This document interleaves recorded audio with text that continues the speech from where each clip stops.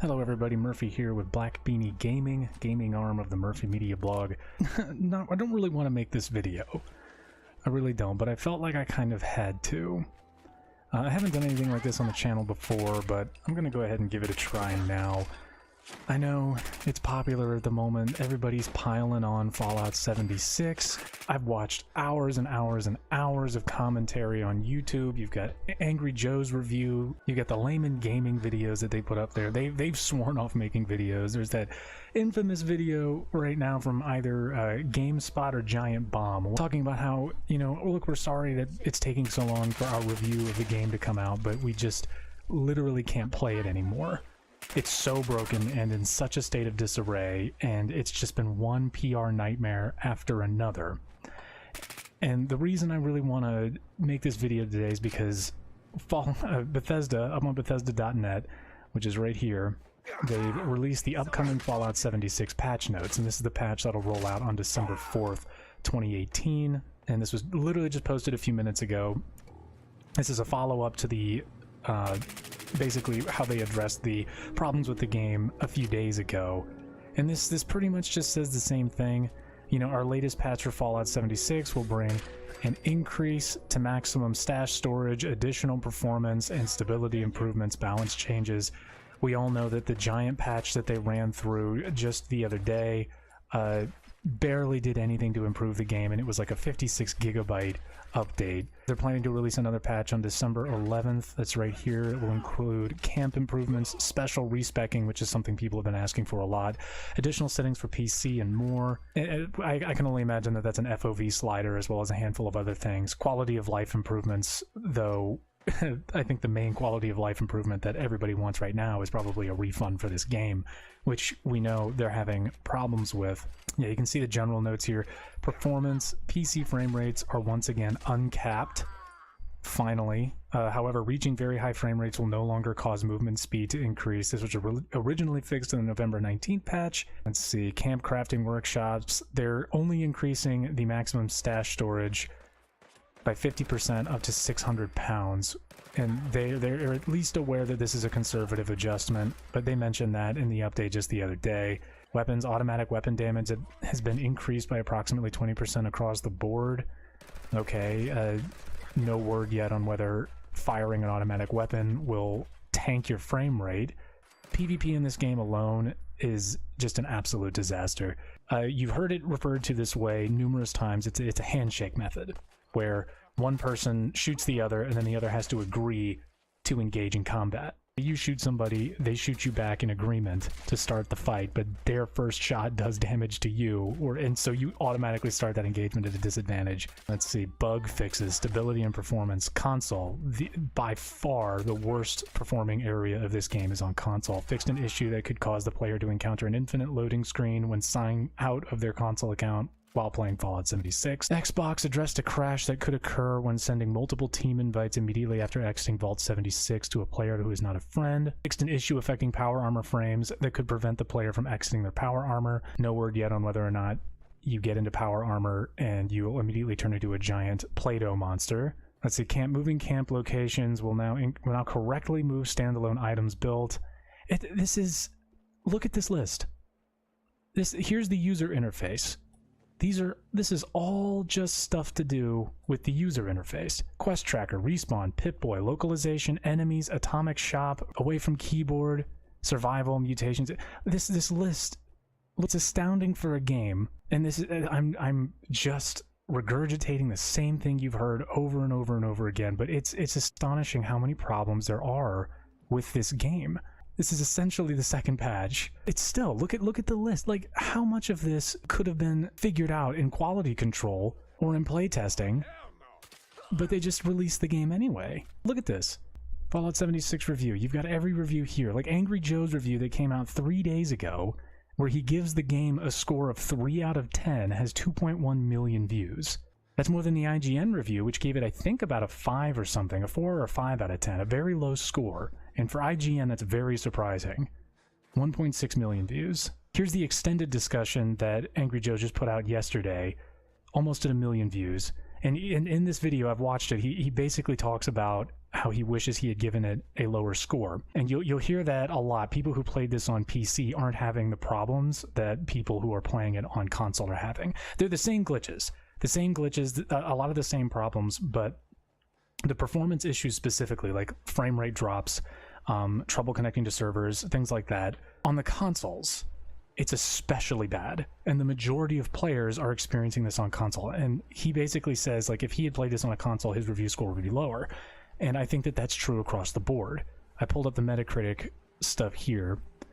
You see Fallout 76 on PC is 54, with a user score of 2.8. Across the board, the user scores are low. 2.8 for PC, with 54 critic. This is for Xbox. It's the lowest on Xbox, which is funny considering that most reviewers probably played it on a 1X. 2.4 user score with 1,000 ratings, and you can talk about review bombs all you want. This is still terrible. Like, review bombs happen for like Call of Duty every year, and I don't think it gets this low. But yeah, 49 critic review, generally unfavorable reviews. Here's PS4. Yeah, Fallout 76, 51, 36 critic reviews on the PS4, 2.6 user score with 3,300. There can't be more than 3,300 bots out there just tanking this review score. And it's just been one controversy after another with Bethesda. It blows my mind, honestly. I've been following Bethesda and been a fan of Bethesda. And again, I'm not saying anything you haven't heard from anybody prognosticating on YouTube. We've all been fans of Bethesda. Bethesda used to be the good guys. They genuinely did. It was, if you wanted a studio that understood that had a great relationship with the players, that understood what the players wanted, and sought to provide for the players more than any other studio, you looked at Bethesda. They're a privately owned company. They aren't beholden to a share price or shady investors who've never played a video game before. They are, as a private company, in their parent company ZeniMax, they are more than most game studios, most large AAA game studios, beholden to the whims of the player. I mean, I understand that last year, 2017, all of the games that Bethesda published, the two most prominent being Evil Within Part 2 and what was it? Wolfenstein 2. Almost forgot that game. But neither of those games performed up to expectations regarding sales. They had decent reviews, both of them, but they just didn't quite resonate with players.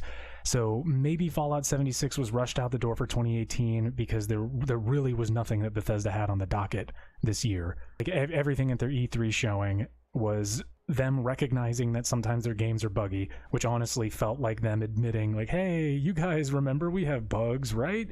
You guys don't mind the bugs, right? It's funny. It's funny. I guess that was a way to prime us. They were testing their waters, dipping their toe into the hot water to see how we would react. It's like, if Todd Howard goes out on stage at E3, makes a joke about how buggy their games are, and we laugh at it, which we did. Oh, okay. He like turns around, Pete Hines off stage. He's turning around like, hey, we got him. No, this is just an unprecedented level of bugs and crashes and controversy, especially for this studio. This is Battlefield 2 level, continuous day after day. There's something else wrong with this game, wrong with their public relations, which apparently they're outsourcing. Who knows?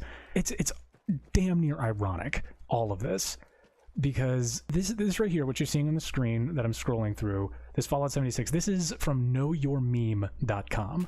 If that doesn't exemplify all of the issues with this game and Bethesda Studios' response to the backlash about this game, I don't know what else would.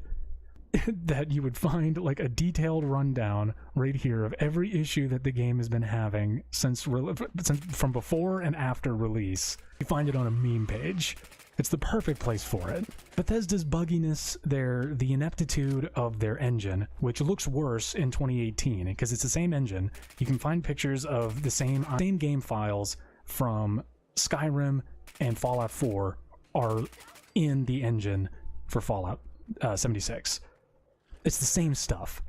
I mean, it's so difficult. It's almost insulting when they say something like it has 16 times the resolution. It's so clearly just an asset flip. It really is. Yeah, they've got a few new things in there. Granted, they do. You know, you get the Scorch Beast Queen and a handful of other things, new game mechanics, but so few. You'll run into reused assets 9 out of 10 times. Be it a gun, an environment, textures, the animations for the enemies and your player character, assuming that they move at all, if they're not stuck in T-pose. But look at this. This is getting us up to speed right here. Did it about 23 hours ago, right here, by Adam Downer. Thank you, Adam, for knowyourmeme.com. And I'm staying on Know Your Meme. I'm considering them credible because this whole scenario has just been the way this game and the reactions to it have been on the internet. It's all just one big meme at this point. Yeah, it basically just tells you what Fallout 76 is. Released November 14th. Feels like it was released years ago with how much backlash there's been. Todd Howard called it softcore survival. It's a Rust clone with the building mechanics from Fallout 4. Yeah, it started off with the game deleting bug in the beta. This is what got people, I mean, aside from the general lukewarm reaction that they got after E3, this is when things started. The game deleting bug. Let's see. Here was their response. We are aware of an issue. Let's zoom out just a dash. There we go. The issue in question turned out to be that clicking any button on the launch client led to the entire 50 gigabyte game being deleted and launching a re-download. I feel like people were still on board after this. They weren't too excited about the game. It was in beta testing 2 weeks before release, granted, but no, maybe they'll fix this before release. And obviously they haven't. But that's the meme right there. It's people associate bugs and game-breaking glitches with Bethesda. And it's not cute anymore. And you can tell, here's the release here.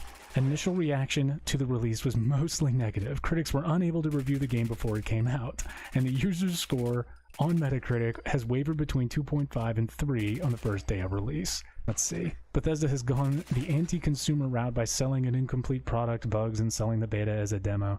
This is just a list of, in a Reddit post on r/outoftheloop, you got these guys right here in the highlighted portion, responded with an extensive list of problems with the game, including the anti-consumer route, it's buggy, the engine clearly isn't made well for this, FOV is locked to a level that can cause literal, if minor, health issues for some people.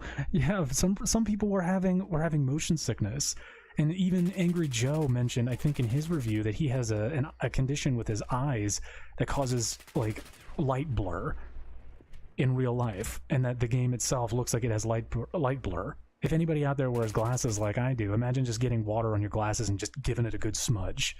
The difficulty is so low, the cooperation is discouraged, the world is empty, very little to do outside grinding mobs that die incredibly fast and collecting loot.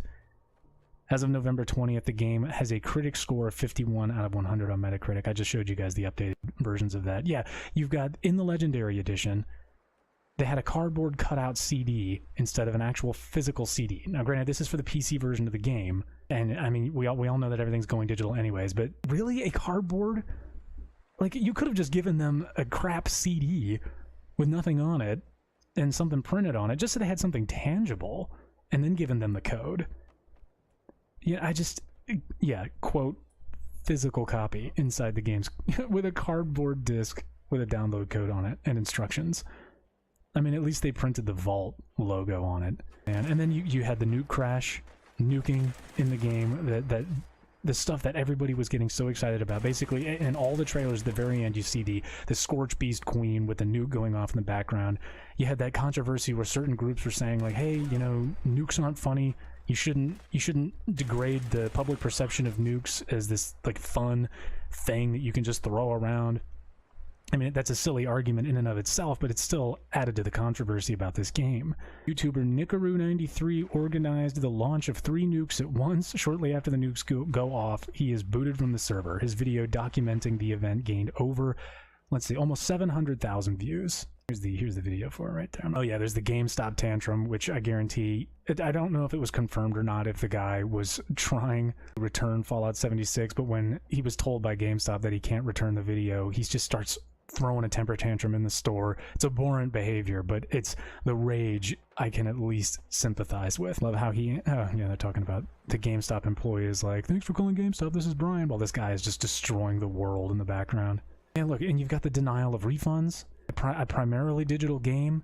This is after here, like on November 27th, 2018, one angry gamer reported that after the viral GameStop tantrum, other players reported that they couldn't receive refunds for Fallout 76.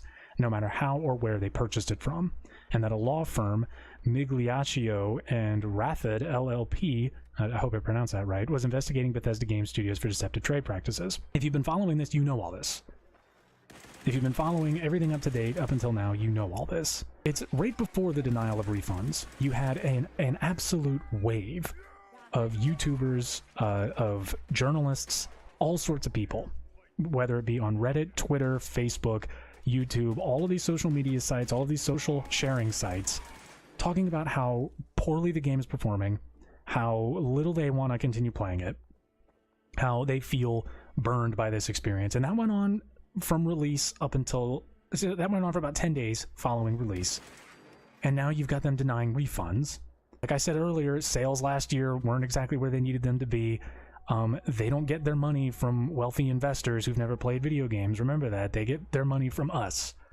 So it may seem great that they are beholden more to the consumer than to anybody else, but they have to appease the consumer more than anybody else in order for that to work. There's a trade-off there. And so far, they were like, hey, Fallout Shelter made more money for us than any other game in our studio's history. And that I'm pretty sure that's true. I think Todd mentioned that at his E3 press conference this year. So why not just make, Fallout 76 sort of like that? Make it so you can build and camp and do all sorts of these other things in a giant game world that we threw together at the last second. Didn't play test. Took literally every poorly thought out mechanic from Fallout 4, radiant quests which amount to nothing more than just busy work to, like, swatting the flies bothering your settlers, essentially, is what the majority of the Fallout 4 radiant quests are. That game still had a story. Slog of a story with bad acting, bad facial animation, bad writing, but it was still interesting enough to, like, keep you invested. It still had moral choices. It's not Fallout New Vegas, but it was still an engaging single-player experience. This game, on the other hand, has no story to speak of. None whatsoever. There are no human NPCs. From what I remember hearing, from a few videos I've seen, there's like one super mutant who has like a cow, and that's like your single NPC. Otherwise, they're just a robot or a holotape. Like some of those holotapes, according to the Angry Joe extended discussion with other Joe and Dell, they're talking about how some of those holotapes will directly reference actions that you've accomplished in-game. So it's like, why are you still using holotapes? Like, why are there no NPCs? If it's an AI pathing and scripting issue, I mean, it makes sense. Because the enemies that are there, the NPCs that are there, they're brain dead. I don't get it.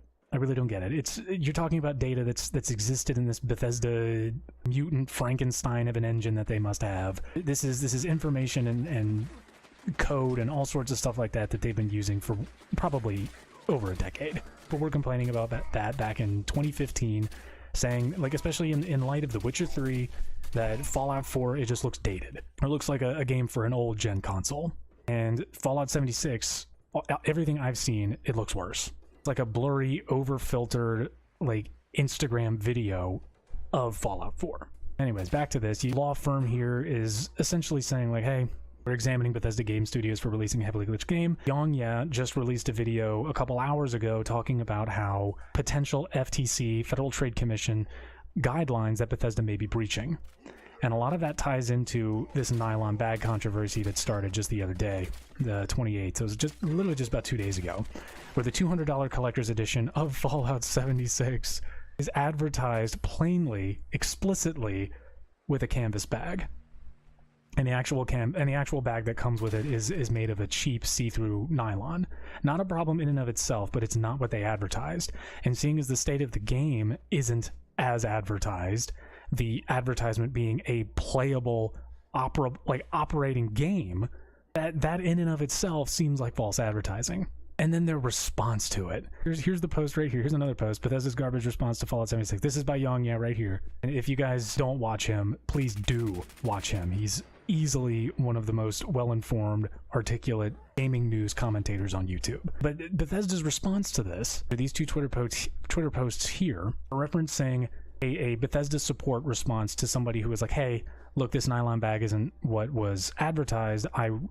What's the deal with this? And Bethesda basically said, like, oh, that was a prototype, too expensive to make. We're not going to do anything about it. Those are literally the words. Not from Bethesda, the Bethesda mouthpieces themselves, but someone on Bethesda's behalf went out and said, look, we're not going to do anything about this. Just matter of fact. That's what they said. Look, you can say what you want about outrage culture. You can say what you want about people misinterpreting things. But that, honestly, like, that is a garbage response. It really is. Not to mention the fact that Bethesda felt that the way to rectify this situation was to offer 500 atoms of in-game, like, that's the in-game currency, 500 atoms. You can use that to buy cosmetic items like hairdos, paint jobs for your power armor, or specific crafting materials. 500 atoms, I think it gets you something called the country door, which is a door, literally, a flower pot, and like a beehive hairdo. Layman Gaming, they went out in a video and said, like, look, remember everybody, it cost Bethesda $0.00. I think that's exactly what he said, $0.00 to offer you in-game currency. Microtransactions in and of themselves offer you an intangible product for your tangible money. They're not losing anything by giving you this paltry sum of in-game currency, 500 atoms, which, by the way, is not even enough to purchase the postman outfit in the game that comes with a canvas bag. Like, the postman outfit in the game has a canvas bag on the player character's back, and that's like 700 atoms. The irony here is just unbelievable. You genuinely have to wonder, where does Bethesda go from here? Because I'm gonna get a little speculative here right now. I'm actually gonna see if I can look this up. This is a Game Rant article from a while ago. You guys are now hopefully up to speed on everything regarding the Fallout 76 controversy. Honestly, don't think I've told you guys anything that you haven't heard already. I'm just jumping on this bandwagon because it's upsetting me too. I was, believe it or not, still excited to maybe get the game, potentially get the game. It's a sad, sorry state of affairs when this is the best they got. This is the best that Bethesda can do, apparently. All the goodwill they've gained by releasing some of the most groundbreaking titles, RPG titles in history. They were the kings of the Western RPG there, it seemed, for a while. What did they do with it? It's like the Xbox 360 leaves. They don't have any titles. They're trying to get established as a publisher as well as a developer. So what they do is they make Fallout 4. That's fine. But in the interim, they are marketing multiple versions of Skyrim, mobile games with Fallout Shelter, and now Elder Scrolls Blades, which looks fun. I'm not here trying to crap on different types of games, but it's the studio themselves, just, I don't understand what they're doing or why. It's all of this goodwill that they've squandered. Man, Fallout 4's gun combat is inspired by Destiny. This is the article I want to talk about. It's 3 years old, back in 2015. As we saw at E3, Fallout 4 looks to be bringing significantly improved combat to the franchise by revamping the VAD system, blah, blah, blah, blah, blah, blah, blah, blah, blah. The main difference in the way we develop, and other studios, is that we will develop with as many knobs as possible. We're always thinking of scale. We're not a team that is just going to make 8 guns and spend forever on 1 gun. This is ironic, considering that the game is, you just modify like 3 or 4 guns. We knew we were going to have thousands, so we needed to develop a gun system that had all the dials. For the most part, Fallout 3's shooting mechanics, that is, those that involved actually aiming down the sights and shooting, left much to be desired. Furthermore, it's also a clever move for Bethesda to model the gunplay in Fallout 4 after Destiny, considering the latter's massive popularity, 25 million players and counting. I want you to remember that number right there. It was a year after Destiny, after D1's release, had 25 million players and counting. If I'm allowed to sit here and speculate without an ounce of evidence to support what I'm about to say, here we go, Josh Hamrick. I don't know if he still works at Bethesda, but Bethesda is modeling Fallout 4's gunplay after Destiny's. It's understandable for the company to bring someone that actually helped develop Destiny into the fold. If you got a bunch of people in a studio that probably play Destiny, probably enjoy Destiny, I would assume that they're still playing Destiny 2. It's not so much about Destiny itself, but it's about the type of game that Destiny is. That has a fiercely loyal fan base, despite the fact that Bungie has put all of them through the ringer over the last couple of months, the last couple of years, if I'm being honest. You had the Taken King, that was awesome, and then the rest of it has just been a struggle to validate its existence. Take a game that puts gameplay first, an MMO light, where MMO mechanics are bubbling beneath the surface, but first and foremost, it is a shooter, and you apply that design philosophy to Fallout game. Say Fallout 76. Now there are differences. Obviously, Fallout 76 is a big open world. There's a giant boss at the end. Their loot system isn't worked out. There's no story except for what you can scrounge up on online message boards to find.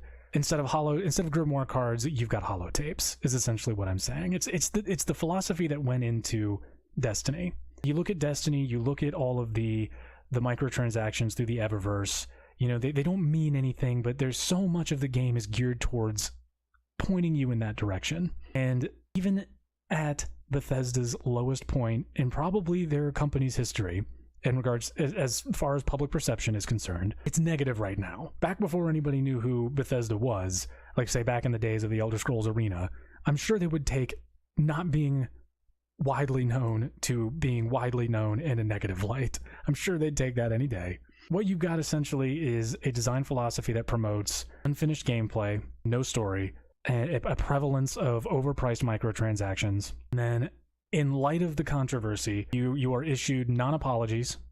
As a consumer, you are issued non-apologies.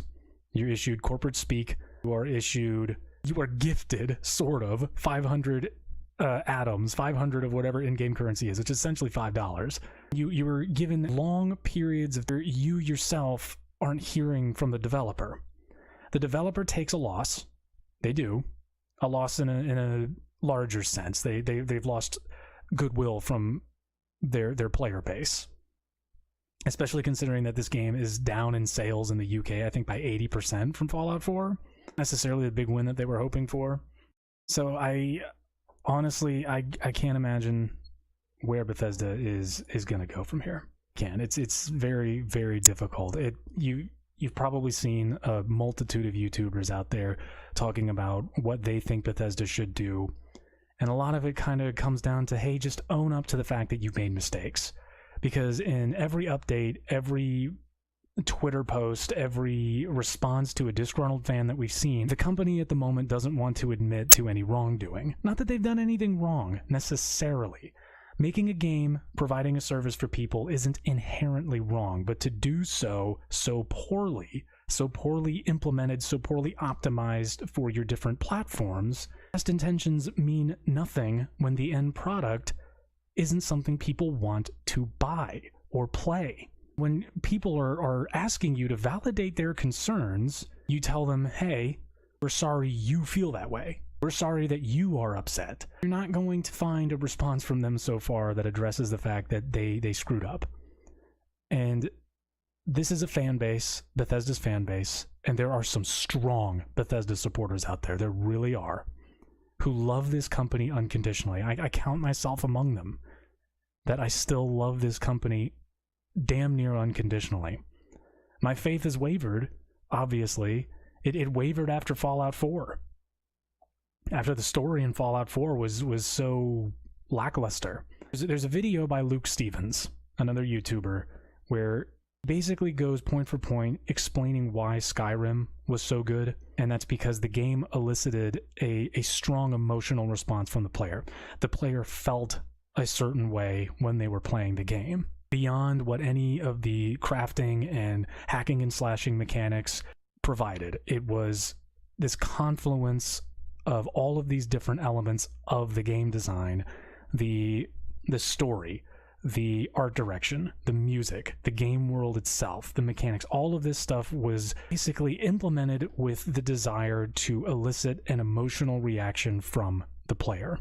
And I couldn't agree more with that statement. When you pop in Skyrim, your 7th edition of Skyrim, the 7th Super Duper Deluxe Super Duper Graphic Pack Skyrim, and I've got all of them, when you open it up and you walk out, you survive Helgen and you walk out and you see the world for the first time and the music swells and the dragon flies overhead and you just feel a certain way about that game.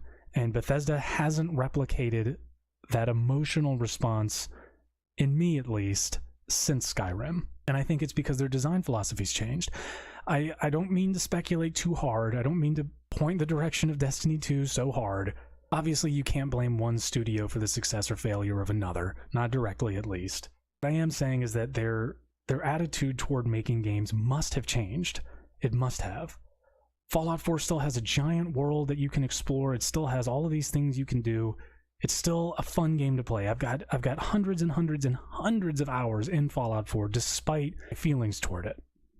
It's still fun. The game mechanics are still fun, serviceable. the world doesn't quite feel the same way as, say, Fallout 3 or Skyrim, or especially Fallout New Vegas. The feeling elicited in the player, actions that mean something, that sort of thing. Fallout 76 doesn't even look like it was made by the same developers. I think Angry Joe said something about the game being made by the Austin branch of Bethesda after whatever game they were working on first got canceled, and Bethesda probably just slated them to assemble this hodgepodge of, you know, assets from other Bethesda games and pump something out that they could monetize to high heavens. But I don't know. As far as what Bethesda needs to do in the future, it's got to be better than this. It really does. I will say that I believe that Bethesda has a better chance of recuperating, of earning back the public trust. I'm not calling for the head of Todd Howard or Pete Hines. I just think that they were a bit insulated. They went online and they thought people were having a great time playing their games despite the bugs. They thought that they still had all of that that good faith from their consumers, especially their core player base. They thought that maybe they still had a lot more slack than they did. It's essentially what Bethesda experienced just now was walking up a flight of stairs, expecting one more step than there actually was, and then they stumble at the top, and they had that brief heart attack. I think that they can right ship, maybe not necessarily with Fallout 76, because people have already written this one off. It's on to Starfield. I think that if they do the right things, they improve their communication.